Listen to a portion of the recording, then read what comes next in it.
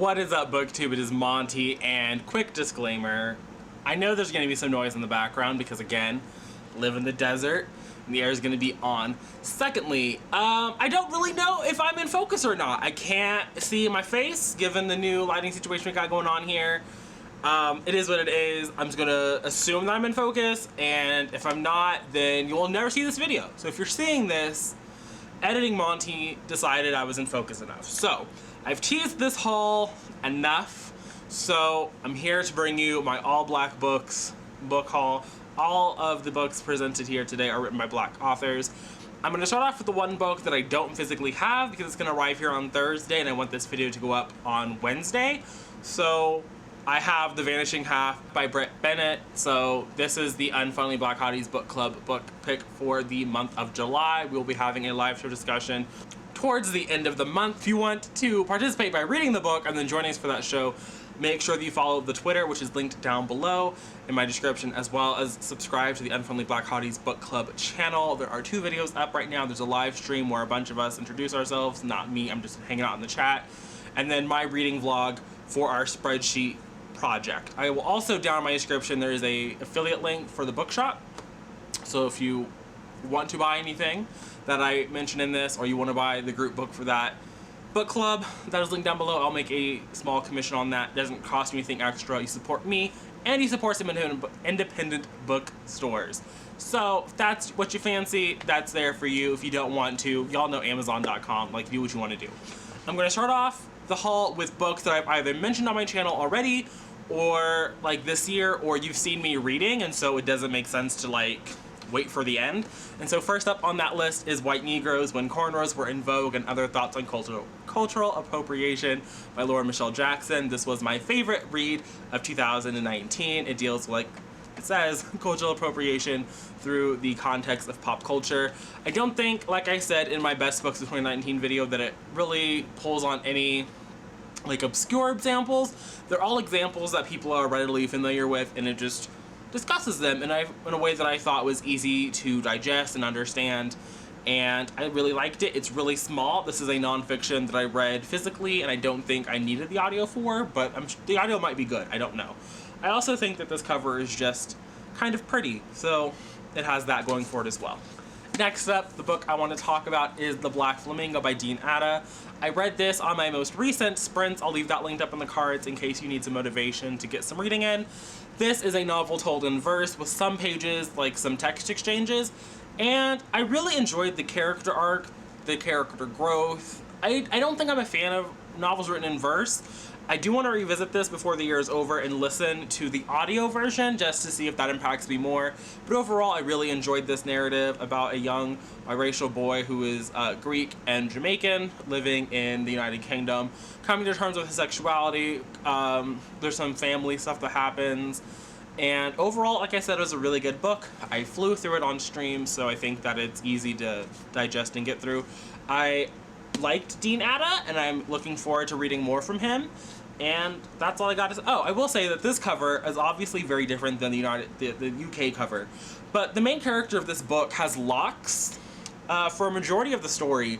And I don't think that either cover really gives him those. I think that he has more natural looking hair on the UK cover. And here he obviously has a close cut fade, which I think he kind of has at some point in the narrative. But I don't know. The fact that I was robbed of seeing a black boy with locks on the cover, that kind of rubs me the wrong way a little bit. Next up is the only graphic work on this list, and it is Check Please Volume 2, Sticks and Scones by Ngozi Ukazu. And I didn't quite know what I was getting into when I started this one, but by the end of the book, I was thoroughly enjoyed and very happy that I had read it.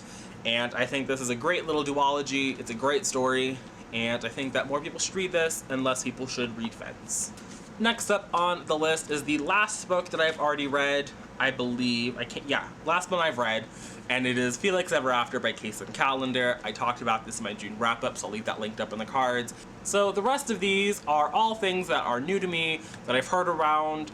Some of these I've heard around on BookTube, some of these I've heard around on Book Twitter, and some of these I just wanted to read. I was drawn to them. So first up on one of the most popular books that I think I've seen on Book Twitter is You Should See Me in a Crown by Leah Johnson. This deals with a black girl who finds herself unable to pay for her college, and so she enters the running to become prom queen. I believe there is a sapphic relationship in this, and it's set in the Midwest. And so I'm a sucker for Midwestern set queer stories because I'm a Kansan at heart. I came of age in Kansas, and yeah, I love it. I'm here for it. So that's all I know about this one. It's all I really kind of want to know, and I'm looking forward to. Next up is Slay by Brittany Morris. This was a hyped release last year, I think, and I just never got around to it. I understand that it deals with a young woman who has made a virtual reality game, and I think that somebody has died outside of the game, and that kind of leads to questions of the game, and the story goes from there. The next book is it's like the 10th book in a series, and I haven't read all of them. I've read a couple of them, but it is All the Days Past, All the Days to Come by Mildred D. Taylor. Mildred D. Taylor wrote one of my favorite books that I ever had to read for school, Roll of Thunder, Hear My Cry, which deals with the Logan family after the Civil War, after Reconstruction, and like the Jim Crow South. I think the Logan family is still sharecroppers at this time, and they're just, they're doing what they can to get by.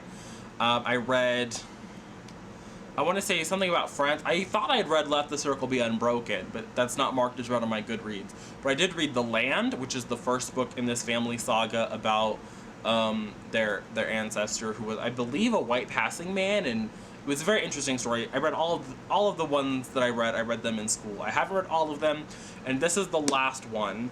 And I don't think you have to read them in order. This follows one of the characters from Roll Thunder, Hear My Cry. She's an adult now, and I believe it's like the Freedom Ride bus situation, like that kind of era, and it follows her going to college and living her life, and I'm looking forward to it. I'm very excited to get to this book.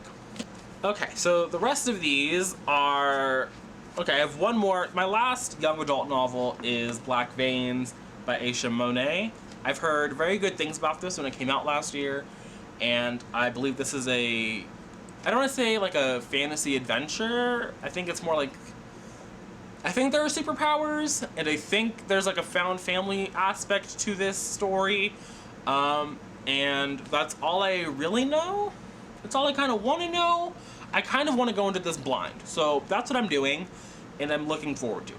The rest of these are all adult novels in some way or another, and so I have Meet Cute Club by Jack Carbon, which I believe is about a book club romance situation, and I'm here for it. Then I have American Spy by Lauren Wilkinson, which is set in the same era as All the Days Past, All the Days to Come, just a little bit further ahead in time. I believe this is set during the Cold War, and we have a black woman spy situation.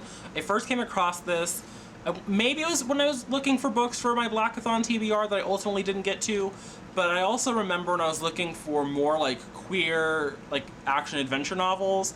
I don't think this is queer, but just in my trying to find non-straight white men action adventure novels, I came across this one.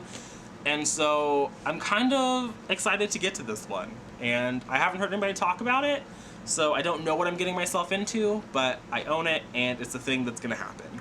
Next, I have Beyonce Information, Remixing Black Feminism by... I'm gonna mess up this person's name. I want to say Umesike Tinsley.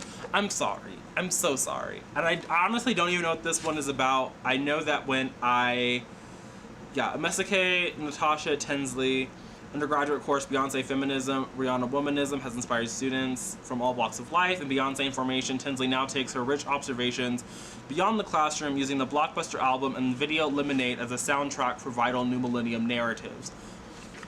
I don't know what I'm getting myself into, but I'm very excited for it, and I'll let you guys know what I think about it. And then lastly, I have I'm Still Here, Black Dignity in a World Made for Whiteness by Austin Channing Brown. So here are all of the books that I bought at the beginning of June to celebrate Black authors and their stories, and I've gotten some of these read already. So I've read a quarter of them, because I've read 3 of them. Well, no, I've read more. I've read a third, because this whole bottom chunk has already been read. So it's just from here up. So we're already on it. We're doing a great job. But this is what I bought. Like I said, down below you will find a link and you can purchase things from there. You don't have to. You do whatever you want to do with your life. But thanks for watching. If you made it this far into the video, make sure you leave this emoji down in the comment sections. And I'll see you again on Friday with the Friday Reads. But until then, and until next time,